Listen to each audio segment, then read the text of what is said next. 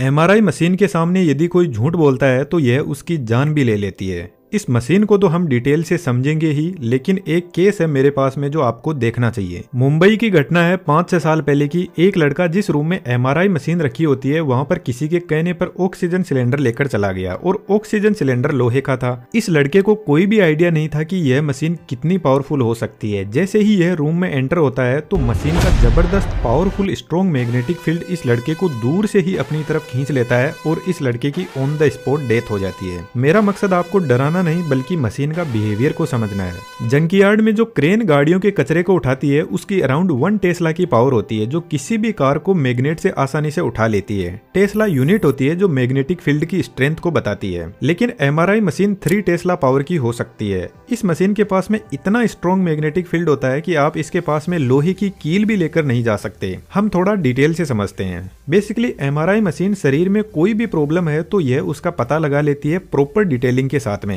तो specially brain की scanning के लिए इसका यूज होता है। एमआरआई की फुल फॉर्म वीडियो को पूरा देखने के बाद में अपने दिमाग से कमेंट बॉक्स में आपको लिखनी है। मशीन के बीच में आपको एक बोर दिखाई दे रहा है, इसी के अंदर पेशेंट के हेड को रखा जाता है और चारों तरफ यह एक रिंग दिखाई दे रही है। इसी का पूरा खेल है।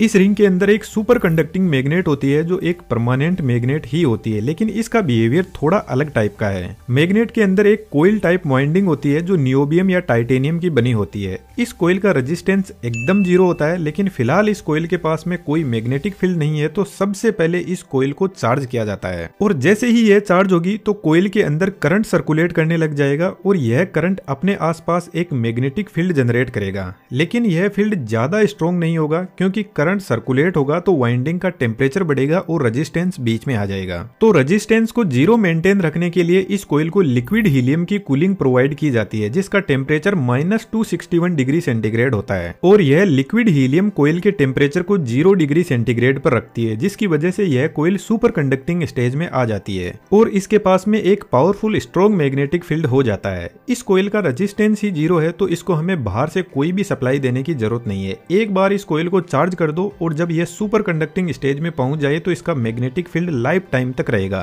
क्योंकि रेजिस्टेंस ही पावर को लॉस करता है और यहाँ पे रेजिस्टेंस ही 0 है और इसके बाद में मैग्नेट को पैक कर दिया जाता है। हमारी बॉडी में 60% पानी होता है और पानी में हाइड्रोजन एटम होते हैं और यदि हम जिंदा है तो इन हाइड्रोजन एटम के पास में आपको पता है कुछ ना कुछ एनर्जी भी होगी, लेकिन यह अपनी मर्जी के मालिक होते हैं और रेंडमली अपनी एनर्जी रिलीज करते रहते हैं। जब एटम स्ट्रॉन्ग मैग्नेटिक फील्ड में आएंगे तो यह मैग्नेटिक फील्ड इन सभी एटम्स को एक लाइन में सेट कर देगा और बढ़िया से अलाइन कर देगा। यह जो मैग्नेट होती है ना, इसका मैग्नेटिक फील्ड होमोजीनियस होता है, जिसका मतलब है मैग्नेट का फील्ड बॉडी के हर एक एटम पर इक्वल फोर्स लगाता है। तो अभी पूरी बॉडी के एटम्स एकदम अच्छे से मैग्नेटिक फील्ड के साथ में सेट हो गए हैं। अब आता है मशीन का दूसरा पार्ट जिसका नाम है रेडियो फ्रीक्वेंसी कोइल। जब ब्रेन की स्कैनिंग होती है तो हमारे ब्रेन के एकदम पास में कुछ इस टाइप का कंपोनेंट सेट किया जाता है जिसको रेडियो फ्रीक्वेंसी कोइल बोलते हैं। अब थोड़ा सा अपना फोकस बढ़ाएंगे। यह कोइल क्या करती है कि ब्रेन के अंदर रेडियो फ्रीक्वेंसी सिग्नल भेजती है, लेकिन लगातार नहीं भेजती है। एक बार पल्स भेजती है फिर वापस इसको बंद कर दिया जाता है। जैसे मान के चलो यह एक हाइड्रोजन एटम है और रेंडमली अपनी एनर्जी रिलीज कर रहा है नेचुरल अर्थ की ग्रेविटी के हिसाब से। तो सबसे पहले सुपर कंडक्टिंग मैग्नेट का फील्ड इस पर लगाते हैं तो यह प्रॉपर डिसिप्लिन में आ जाएगा। अब इस एटम पर रेडियो फ्रीक्वेंसी की पल्स डालते हैं 90 डिग्री वाली और यह पल्स क्या करेगी, इस हाइड्रोजन एटम को 90 डिग्री पर रोटेट करवा देगी और इतना होते ही रेडियो फ्रीक्वेंसी को बंद कर देते हैं। अब यह हाइड्रोजन एटम वापस जो सुपर कंडक्टिंग मैग्नेट का फील्ड है उसके साथ में अलाइन होने की कोशिश करेगा और जब यह वापस अपनी पोजीशन पर आने लगेगा तो कुछ ना कुछ एनर्जी जो रेडियो फ्रीक्वेंसी कोइल ने दी थी उसको वापस रिलीज करेगा।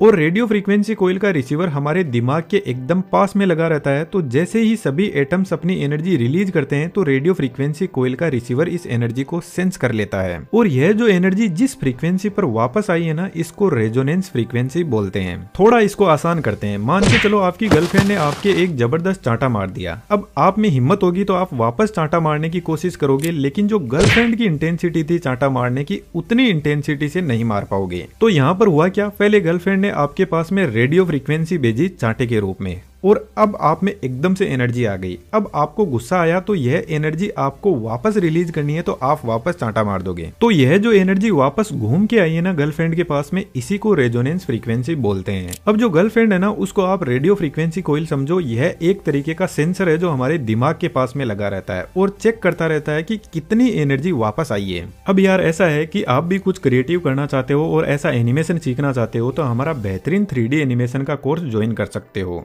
अब यार इसमें ऐसा है कि जब तक आप एनिमेशन सीखते हो और कोई भी डाउट्स आते हैं तो एनी टाइम हम आपके डाउट सॉल्यूशन के लिए अवेलेबल रहते हैं। कहने का मतलब हमारी पूरी देख रेख में आप सीखते हो, तो डिटेल्स डिस्क्रिप्शन में अवेलेबल है। अब मान के चलो दिमाग के इस पॉइंट में कोई ब्लड क्लॉट जमा हुआ है और ब्लड क्लॉट के पास में पानी के एटम ज्यादा मात्रा में होंगे। जैसे एक हेल्थी ब्रेन है और एक में ब्लड क्लॉट जमा हुआ है, तो यहाँ पर जो इतने सारे हाइड्रोजन एटम है ये वापस जो फ्रीक्वेंसी रिलीज करेंगे उसका बिहेवियर अलग होगा। कुछ एटम जल्दी एनर्जी रिलीज कर देंगे, कुछ बहुत देर से करेंगे। तो जो रेडियो फ्रीक्वेंसी कोइल है उसको पता चलता है कि यहाँ से कुछ अलग फ्रीक्वेंसी आ रही है और ज्यादा मात्रा में आ रही है। रेडियो फ्रीक्वेंसी कोइल में बेसिकली इंडक्टर और कैपेसिटर होते हैं जो वापस मिल रही फ्रीक्वेंसी से चार्ज और डिस्चार्ज होकर एक ग्राफ बनाते रहते हैं। लेकिन अभी भी डॉक्टर को यह पता नहीं चलेगा कि प्रॉब्लम है कहां पर। बस इतना पता चलता है कि एक प्रॉब्लम फाइंड आउट हुई है, क्योंकि हमें एग्जैक्ट इमेज बनानी है ताकि जिस भी पॉइंट पर प्रॉब्लम है उसको ट्रीट किया जा सके। क्योंकि अभी तक मशीन को खुद को नहीं पता है कि यह प्रॉब्लम जो फाइंड आउट हुई है यह ब्रेन के कौन से हिस्से में है, क्योंकि कोई मेजरमेंट के लिए कोई रेफरेंस तो होना ही चाहिए ना।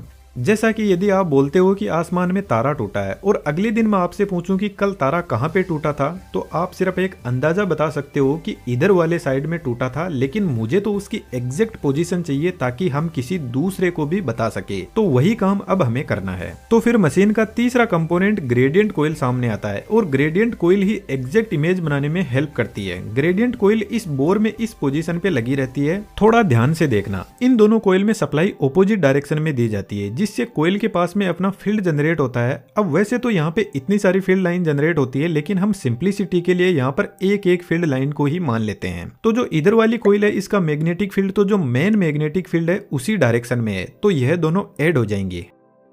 लेकिन इधर वाली कोइल का फील्ड मेन फील्ड के ऑपोजिट डायरेक्शन में है। लेकिन यदि आप इन दोनों कोइल के सेंटर पॉइंट को देखते हो तो यहाँ पर दोनों मैग्नेट का फील्ड एक दूसरे के ऑपोजिट डायरेक्शन में है, तो कैंसिल होकर 0 हो जाएगा। तो हम कह सकते हैं कि सेंटर पॉइंट में जो बड़ी मैग्नेट का फील्ड है वही अवेलेबल है। यह दोनों साइड वाले कोइल का फील्ड 0 हो गया है। हम मान लेते हैं सेंटर पॉइंट पर बड़ी मैग्नेट का जो फील्ड है उसकी स्ट्रेंथ 1 टेस्ला की है। अब इस सेंटर पॉइंट से जैसे जैसे हम इधर जाएंगे तो यह फील्ड बढ़ता जाएगा 1.1 टेस्ला, 1.2 टेस्ला, 1.3 टेस्ला, क्योंकि इधर वाली ग्रेडियंट कोइल और मेन फील्ड जुड़ रहे हैं और इसके ऑपोजिट साइड में ठीक ऐसे ही फील्ड कम हो रहा है। अब यह जो हमें एक लाइन मिली है यह जेड एक्सिस की लाइन है और जैसे इस पॉइंट पर कोई प्रॉब्लम है तो मशीन को पता लगेगा कि जेड एक्सिस में 1.2 टेस्ला का जहां पर मैग्नेटिक फील्ड है वहां से फ्रीक्वेंसी कुछ अलग टाइप की आ रही है। इसी तरीके से यहाँ पे एक्स एक्सिस और वाई एक्सिस के लिए भी ऐसी कोइल लगी रहती है।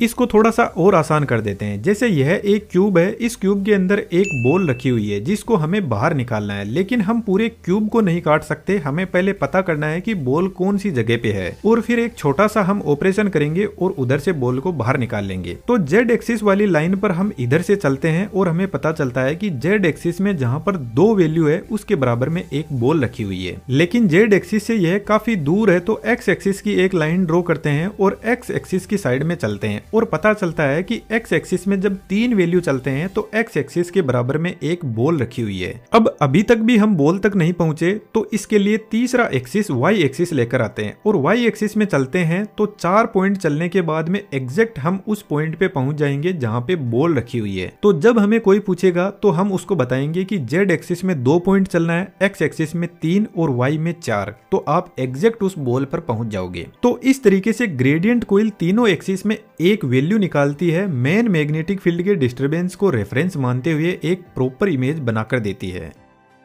एमआरआई जब किसी पेशेंट की होती है तो 30 से 40 मिनट लग सकते हैं, क्योंकि रेडियो फ्रीक्वेंसी मल्टीपल टाइम भेजी जाती है एक एग्जैक्ट इमेज बनाने के लिए। इस मशीन के जितने एक्सरे के साइड इफेक्ट होते हैं वैसे तो इसके कोई भी साइड इफेक्ट नहीं है, लेकिन यदि आपके कोई पास्ट में सर्जरी हुई है और आपकी बॉडी में कोई लोहे का पार्ट डाल दिया है तो आपको डॉक्टर को पहले से ही बता देना है, कुछ भी नहीं छुपाना है। अदरवाइज जब मशीन के पास में जाओगे तो मशीन आपकी बॉडी को फाड़ के लोहे का टुकड़ा बाहर निकाल लेगी। तो जो आपसे डॉक्टर पूछते हैं सब कुछ सच सच बता देना है। जनरली एमआरआई बॉडी के मसल्स पार्ट में बेहतर तरीके से काम करती है, जहाँ पे वाटर कंटेंट ज्यादा अवेलेबल रहता है। हम और भी ऐसे ही बेहतरीन वीडियोस पे काम कर रहे हैं जो आपके नॉलेज को बढ़ाने में बहुत हेल्पफुल होंगे, तो आप चैनल को सब्सक्राइब कर सकते हो। वीडियो में देखा हुआ एनिमेशन यदि आपको सीखना है तो हमारे बेहतरीन 3D एनिमेशन के कोर्स को ज्वाइन कर सकते हो। हमारी तरफ से आपको फुल सपोर्ट रहेगा।